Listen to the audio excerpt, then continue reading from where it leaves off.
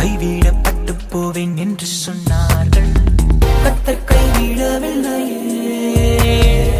வெட்கத்தால் மாண்டு போவேன் என்று சொன்னார்கள். வெட்கத்தால் மூடவில்லையே.